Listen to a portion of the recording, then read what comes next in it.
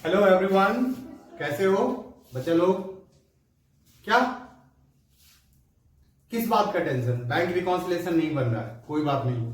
आज हम लोग बैंक रिकॉन्सिलेशन स्टेटमेंट करेंगे और सारी चीजों को जानेंगे। बैंक रिकॉन्सिलेशन स्टेटमेंट क्या होता है, इसमें किन किन चीजों को ध्यान में रखने की जरूरत है।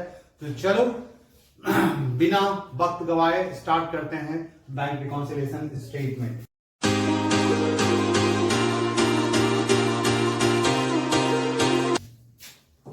सबसे पहले हम लोग जानेंगे बैंक रिकॉन्सिलेशन स्टेटमेंट क्या है, meaning of bank reconciliation statement.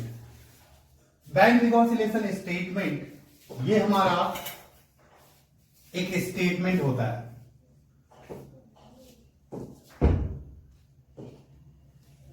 Bank reconciliation statement क्या है? एक स्टेटमेंट है जो कि प्रिपेयर किया जाता है एक पर्सन के द्वारा जिसका क्या हो, एक बैंक अकाउंट हो with a bank on a particular date. यानी कि जिस पर्सन का भी बैंक अकाउंट है उसे बैंक रिकॉन्सिलेशन स्टेटमेंट बनाने की जरूरत पड़ सकती है। क्यों जरूरत पड़ेगी? क्योंकि हम लोग कैश बुक में जो बैंकिंग ट्रांजेक्शंस रिकॉर्ड करते हैं और हमें जो कैश बुक बैलेंस एज पर बैंक कॉलम आता है वो बैलेंस हमारे पासबुक के बैलेंस से मिलना चाहिए। हम लोग 31 मार्च को फाइनेंशियल स्टेटमेंट बनाते हैं तो हम बैलेंस शीट में जो कैश एट बैंक लिखते हैं वो हम जनरली कैश बुक बैलेंसेस को लिखते हैं, लेकिन वो कैश बुक बैलेंस हमारा पासबुक बैलेंस से सपोर्टेड होना चाहिए, मतलब इक्वल होना चाहिए। और जब भी वो इक्वल नहीं होगा तो हम लोग बनाएंगे बैंक रिकॉन्सिलेशन स्टेटमेंट। तो सो दैट आगे बढ़ते हैं। बैंक रिकॉन्सिलेशन स्टेटमेंट ये एज पर इट्स नेम क्या है? रिकॉन्सिलेशन स्टेटमेंट है। मतलब हम लोग बैलेंस को, कैश बुक के बैलेंस को पासबुक से रिकॉन्साइल करते हैं, मैच करते हैं, या पासबुक के बैलेंस को कैश बुक के बैलेंस से रिकॉन्साइल करते हैं। तो it helps to reconcile the bank balance as पर cash book and as per passbook when it don't match with others. मतलब अगर हमारा cash book balance passbook balance से मैच कर रहा है तो ये बैंक रिकॉन्सिलेशन स्टेटमेंट बनाने की जरूरत नहीं है। लेकिन जब cash book balance passbook balance से मैच नहीं करेगा तो हमें बैंक रिकॉन्सिलेशन स्टेटमेंट बनाना पड़ेगा। क्या चीज के लिए बनाना पड़ेगा? कैश बुक बैलेंस और पासबुक बैलेंस को मैच करने के लिए बनाना पड़ेगा। यानी कि ये स्टेटमेंट क्या शो करता है? It shows the entries that cause the difference between two balances. यानी कि कैश बुक और पासबुक में जो डिफरेंसेस होती है उसके रीजंस को हम लोग इस बैंक रिकॉन्सिलेशन स्टेटमेंट में शो करते हैं। तो चलिए आगे बढ़ते हैं। हम लोग जानते हैं कि कैश बुक और पासबुक क्या होता है, क्योंकि हम लोग इसके बैलेंस को रिकॉन्साइल करने जा रहे हैं। तो कैश बुक हमारा क्या है? It is the type of subsidiary book. ये हमारा क्या है? सब्सिडियरी बुक है। सब्सिडियरी बुक हम लोग किसको बोलते हैं? ये डेली बुक होता है। किसी भी ऑर्गेनाइजेशन में जो भी कैश ट्रांजेक्शन्स होता है या बैंकिंग ट्रांजेक्शन्स होती है तो हम लोग इसको डेट वाइज क्रोनोलॉजिकल मैनर में क्या करते हैं? इस कैश बुक में रिकॉर्ड करते हैं, which records only cash and bank transactions। हम लोग कैश बुक में क्या करते हैं? कैश एंड बैंक ट्रांजेक्शन्स को रिकॉर्ड करते हैं। क्रेडिट ट्रांजेक्शन्स को हम लोग कैश बुक में रिकॉर्ड नहीं करते हैं। और ये हम लोग क्रोनोलॉजिकल ऑर्डर में करते हैं, मतलब डेट वाइज करते हैं। डेट वाइज जो भी हमें रिसिप्ट हुआ, जो भी हमने पेमेंट करा, वो सब चीजों को हम लोग क्या करते हैं? कैश बुक में रिकॉर्ड करते हैं। All receipts in cash including cheque. यानी कि हमें जो भी रिसिप्ट कैश में हो रही है या जो भी रिसिप्ट हम लोग चेक से रिसीव कर रहे हैं तो are recorded on the debit side. आपने कैश बुक देखा होगा, कैश बुक के डेबिट साइड में रिसिप्ट्स हम लोग रिकॉर्ड करते हैं और कैश बुक के क्रेडिट साइड में पेमेंट रिकॉर्ड करते हैं।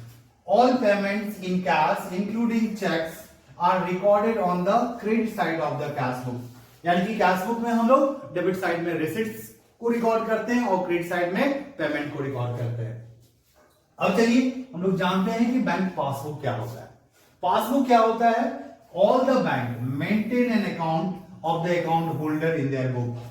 बैंक में जितने भी अकाउंट होल्डर्स का अकाउंट होता है तो बैंक क्या करती है?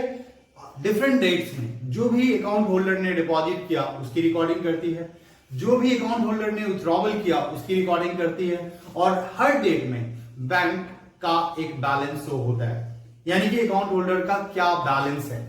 तो ये क्या है, एक स्टेटमेंट है, bank statement. In the account all the deposits by the account holder are recorded, यानी कि अकाउंट होल्डर जो भी डिपॉजिट कर रहा है बैंक उसको रिकॉर्ड करती है। And on the credit side, यानी कि बैंक हमारे डिपॉजिट के लिए हमको क्या प्रोवाइड करती है, क्रेडिट प्रोवाइड करती है। And withdrawals on the debit side of the accounts, account holder जो भी विथड्रॉ करता है वो डेबिट साइड में यानी कि विथड्रॉवल कॉलम में रिकॉर्ड किया जाता है। तो इस तरह से बैंक क्या करती है, एक स्टेटमेंट बनाती है अकाउंट होल्डर्स के डिपॉजिट एंड विथड्रॉवल्स का, और इसी स्टेटमेंट को हम लोग बोलते हैं bank passbook. A copy of such account it is given to the account holder in the form of statement और पासबुक। बैंक इसी स्टेटमेंट को अपने अकाउंट होल्डर्स को प्रोवाइड करती है। तो ये हो गया हमारा क्या, बैंक पासबुक। अब चलिए हम लोग देखते हैं, ये हमारा कैश बुक का फॉर्मेट है, कैश बुक का फॉर्मेट। आप देख रहे हैं कि कैश बुक में हम लोग डिफरेंट डेट्स में ट्रांजैक्शंस को रिकॉर्ड कर रहे हैं, डिफरेंट डेट में ट्रांजैक्शंस को रिकॉर्ड कर रहे हैं। तो ये हमारा क्या हो गया, डेबिट साइड हो गया, डेबिट साइड, ये हमारा डेबिट साइड हो गया, यानी कि ये हमारा रिसिट साइड है। ये ओपनिंग बैलेंस हो गया। फिर डिफरेंट डेट्स में आप देख रहे हो कि डिफरेंट डेट्स में हम लोग क्या कर रहे हैं, रिसिट्स कर रहे हैं। तो हमें यहां इस कैश बुक में आप देखो कैश और बैंक कॉलम दोनों बना रहे हैं। तो बैंक रिकॉन्सिलिएशन स्टेटमेंट के लिए cash column is not important, cash column is not important. Here we are concern with bank column, हम लोग बैंक कॉलम से कंसर्न है। हमें जानना है कैश बुक बैलेंस एज पर बैंक कॉलम। तो आप देख रहे हो कि कैश बुक बैलेंस एज पर बैंक कॉलम हमारा ये आ रहा है, ठीक है। क्रेडिट साइड में हमने क्या किया, क्रेडिट साइड में हम लोग वेरियस पेमेंट्स को शो कर रहे हैं and at the end of the month हमें ये क्लोजिंग बैलेंस शो हो रहा है। ये हमारा कैश बुक हो गया, कैश बुक का फॉर्मेट है, आपने सब्सिडियरी बुक में बनाया होगा कैश बुक। तो ये हमारा क्या है, कैश बुक का फॉर्मेट है। डेबिट साइड में रिसिट्स को रिकॉर्ड करते हैं, क्रेडिट साइड में पेमेंट को रिकॉर्ड करते हैं, और अल्टीमेटली मंथ के एंड में या पीरियड के एंड में हमें कैश बुक बैंक कॉलम का क्लोजिंग बैलेंस देखना है। तो ये हमारा क्या हो गया, कैश बुक हो गया। अब चलिए हम लोग देखते हैं पासबुक का कैसा स्पेसिमेन होता है। ये हमारा बैंक स्टेटमेंट हो गया, बैंक स्टेटमेंट है हमारा। तो आप देख रहे हो कि सबसे पहले बैलेंस ब्राउट फॉरवर्ड को बैंक शो करती है, जो कि कितना है, 50,000 बैलेंस ब्राउट फॉरवर्ड है। अब उसके बाद डेबिट कॉलम है और क्रेडिट कॉलम है। तो अब आप देख रहे हो कि डेबिट कॉलम विथड्रॉवल्स को शो करता है और क्रेडिट कॉलम डिपॉजिट को शो करती है, यानी कि अकाउंट होल्डर जो भी डिपॉजिट करता है वो हम लोग रिकॉर्ड करते हैं क्रेडिट कॉलम में, और अकाउंट होल्डर जो भी विथड्रॉ करता है वो हम लोग रिकॉर्ड करते हैं डेबिट कॉलम में। तो आप देखिए डेट वाइज क्या है, 20,000 का विथड्रॉवल है, 50,000 बैलेंस था, 20,000 का विथड्रॉवल, 30,000 हमारा क्लोजिंग बैलेंस बचा। फिर अकाउंट होल्डर ने चेक से डिपॉजिट किया 25,000 का, तो हमारा बैलेंस 30 और 25 कितना हो गया, 55,000। तो इस तरह से आप देखोगे कि डिफरेंट डेट में अकाउंट होल्डर ने विथड्रॉ किया, डिपॉजिट किया, डिपॉजिट किया, विथड्रॉ किया, डिपॉजिट किया, विथड्रॉवल्स, और इस तरह से लास्ट में हमारा पासबुक बैलेंस 29,500 शो हो रहा है। तो ये हमारा हो गया पासबुक का फॉर्मेट। तो हम लोगों ने जाना कैश बुक, कैश बुक आपने बनाया होगा सब्सिडियरी बुक में, cash book single column cash book, double column cash book. Single column में हम लोग कैश कॉलम बैंक कॉलम बनाते हैं सेपरेटली, डबल कॉलम में हम लोग कैश एंड बैंक कॉलम बनाते हैं एक साथ। तो ये हमारा कैश बुक और पासबुक का स्पेसमेंट हो गया। अब चलिए हम लोग बैंक रिकॉन्सिलिएशन स्टेटमेंट बनाते हैं, क्यों, क्योंकि हमारा कैश बुक और पासबुक का बैलेंस मैच नहीं करता है। अब हम लोग कॉन्ट्रैरी क्वेश्चंस को डिस्कस करते हैं कि why should the balance of cash book be matched with the balance as per passbook. Cash book और पासबुक का बैलेंस क्यों मैच करना चाहिए। तो हम लोग जानते हैं कैश बुक, इस कैश बुक में, और दूसरा है हमारा पासबुक।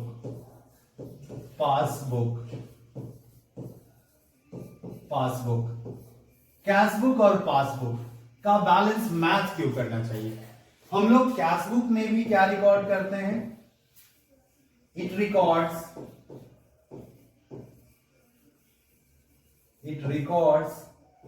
कैश एंड बैंकिंग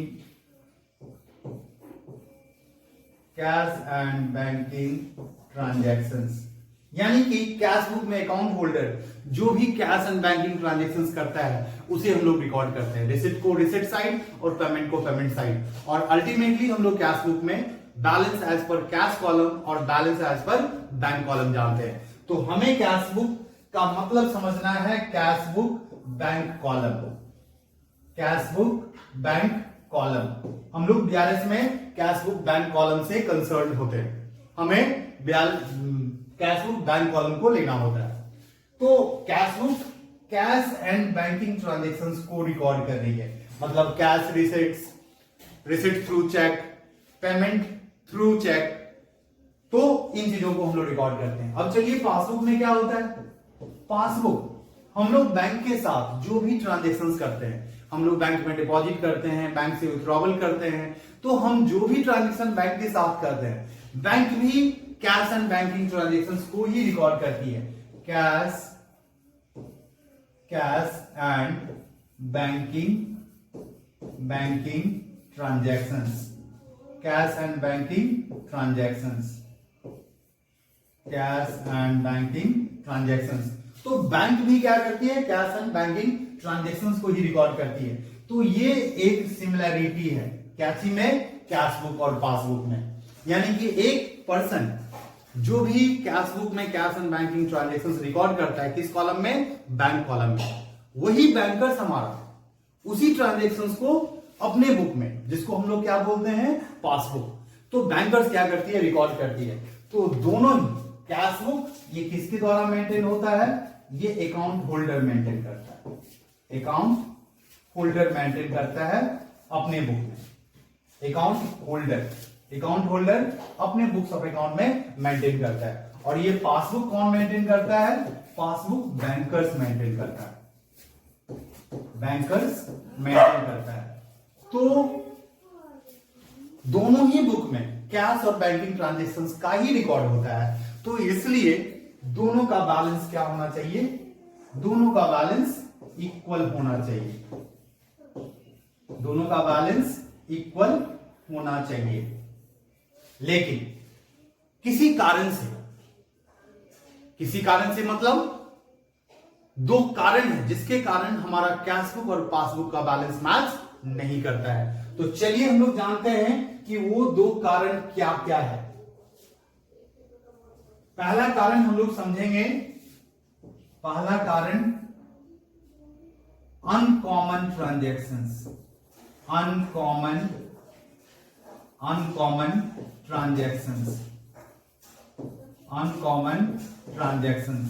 ये अनकॉमन ट्रांजैक्शंस क्या है?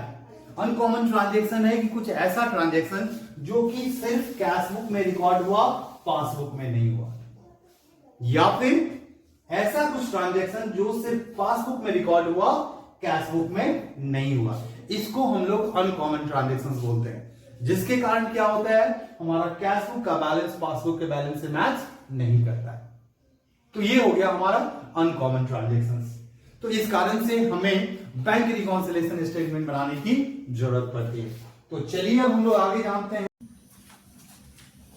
अब हम लोग possible balance in cash book and passbook करेंगे। Possible balance in cash book and in passbook.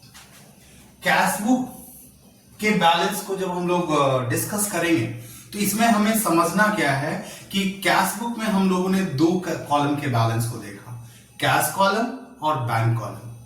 हम लोग जब भी बैंक रिकॉन्सिलिएशन स्टेटमेंट बनाते हैं उस मोमेंट हमें कैश बुक बैंक कॉलम को देखना है। कैश बुक बैंक कॉलम, ये ध्यान में रखना है। Cash book bank column, cash book bank column को लेना है हमें। तो कैश बुक बैंक कॉलम में दो पॉसिबल बैलेंस है। कैश बुक बैंक कॉलम में दो पॉसिबल बैलेंस, एक हमारा है debit balance, debit balance, debit balance, और दूसरा बैलेंस होता है डेबिट बैलेंस, और दूसरा credit balance, credit balance, credit balance. तो हम लोग समझते हैं कि डेबिट बैलेंस और क्रेडिट बैलेंस क्या है। जब भी हम लोग कैश बुक बना रहे होते हैं तो उसमें हमें देखना है, जब भी डेबिट साइड ज्यादा हो क्रेडिट साइड से तो उस बैलेंस को हम लोग डेबिट बैलेंस कहते हैं।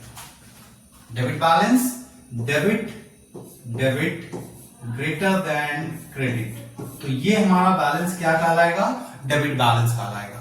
अब आप कैश बुक के फॉर्मेट को ध्यान में रखो।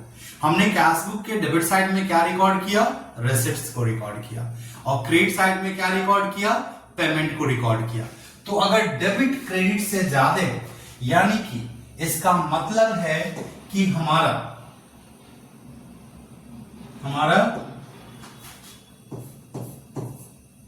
रिसिट्स ग्रेटर देन पेमेंट है, रिसिट्स ग्रेटर देन पेमेंट है। तो जब भी कैश बुक में रिसिट पेमेंट से ज्यादा होगा यानी कि ये फेवरेबल बैलेंस कहलाएगा।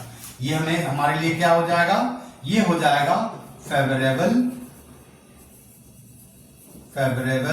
बैलेंस, ये कहलाएगा फेवरेबल बैलेंस। अब चलिए क्रेडिट बैलेंस, क्रेडिट बैलेंस का मतलब क्या है, क्रेडिट बैलेंस का मतलब है कि क्रेडिट ग्रेटर देन डेबिट। तो हम लोगों ने क्रेडिट साइड में क्या रिकॉर्ड किया, पेमेंट को रिकॉर्ड किया, और डेबिट साइड में क्या रिकॉर्ड किया, रिसिट्स को रिकॉर्ड किया। तो क्रेडिट अगर डेबिट से ज्यादा है इसका मतलब हुआ कि ये हमारा पेमेंट ग्रेटर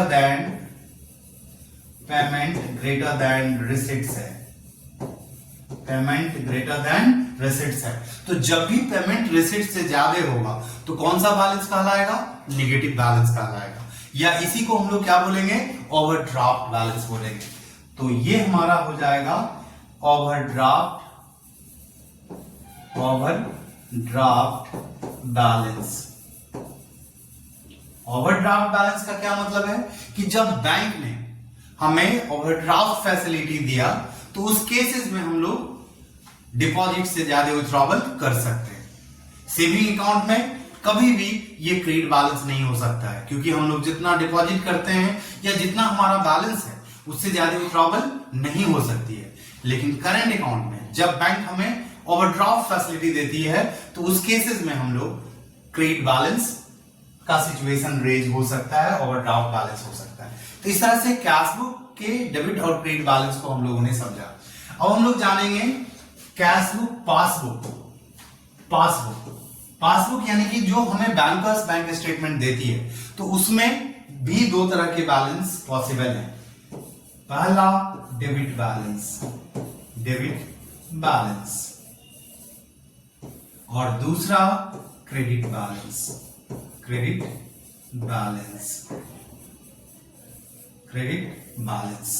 तो चलिए बैंक स्टेटमेंट में समझते हैं क्रेडिट बैलेंस का क्या मतलब होता है। जब भी हम लोग बैंक में डिपॉजिट करते हैं तो बैंक हमें उस डिपॉजिट के लिए हमारे अकाउंट को क्रेडिट करती है, क्योंकि हमारा डिपॉजिट बैंक के लिए एक ऑब्लिगेशन है, तो इसलिए वो कस्टमर्स के अकाउंट को क्रेडिट करती है और कैश अकाउंट को वो डेबिट करती है। तो इस तरह से डेबिट बैलेंस का मतलब है डेबिट ग्रेटर देन क्रेडिट। तो बैंकर्स हमारे अकाउंट को डेबिट करती है जब हम विथड्रॉ करते हैं या हमारे अकाउंट को रिड्यूस करना होता है, और हमारे अकाउंट को क्रेडिट करती है जब हम डिपॉजिट करते हैं या फिर जब बैंकर्स को हमारे अकाउंट के बैलेंस को इंक्रीज करना होता है, बढ़ाना होता है। तो डेबिट ग्रेटर देन क्रेडिट का मतलब है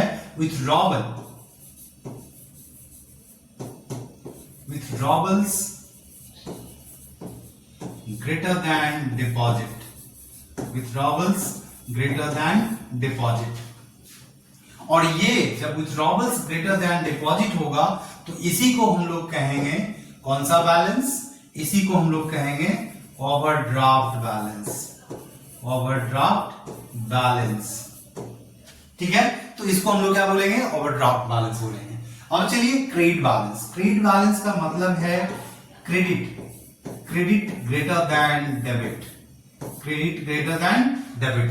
तो कब ये सिचुएशन होगा, जब बैंकर्स हमारे अकाउंट को क्रेडिट ज्यादा किया है, यानी कि हमने डिपॉजिट ज्यादा किया, और बैंकर्स हमारे अकाउंट को डेबिट कम किया है, यानी कि हमने विथड्रॉवल्स कम किया है। तो क्रेडिट ग्रेटर देन डेबिट का मतलब है डिपॉजिट, डिपॉजिट ग्रेटर देन विथड्रॉवल्स, विथड्रॉवल्स। तो जब भी हमारे बैंक स्टेटमेंट में डिपॉजिट विथड्रॉवल से ज्यादा होगा तो इस बैलेंस को हम लोग कहेंगे फेवरेबल बैलेंस, फेवरेबल बैलेंस। तो ये फेवरेबल बैलेंस किसके लिए, अकाउंट होल्डर्स के लिए। तो इस तरह से हम लोगों ने देखा कैशबुक और पासबुक के पॉसिबल बैलेंसेस को, और आप देख रहे होंगे कि कैशबुक में डेबिट बैलेंस को हम लोग फेवरेबल बैलेंस कहते हैं, जबकि पासबुक में क्रेडिट बैलेंस को हम लोग फेवरेबल बैलेंस बोलते हैं। यही डिफरेंस होता है। हम बैंक स्टेटमेंट, पासबुक के बैलेंस को देख रहे होते हैं तो हमें बैंक के पॉइंट ऑफ व्यू से सोचना है, और जब हम लोग कैशबुक को देख रहे होते हैं तो हमें अकाउंट होल्डर्स के पॉइंट ऑफ व्यू से देखना होता है। तो यही कारण है कि कैशबुक में डेबिट बैलेंस फेवरेबल होता है और पासबुक में क्रेडिट बैलेंस फेवरेबल होता है। तो आज हम लोग इस वीडियो को यही खत्म करेंगे, और नेक्स्ट वीडियो में हम लोग डिस्कस करेंगे कॉजेज ऑफ डिफरेंस, यानी कि जिस कारण से हमारा कैशबुक और पासबुक क्या होता है, डिफर करता है। अगर आपने कॉजेज ऑफ डिफरेंस को समझ लिया तो हम आपको कैशबुक के दोनों बैलेंस और पासबुक के दोनों बैलेंस को एक फॉर्मेट में बैंक रिकॉन्सिलिएशन स्टेटमेंट बनाना बताएंगे, और ये आपके लिए बहुत ही इजी होगा। तो so that in next video we'll discuss causes of difference and format of bank reconciliation statement.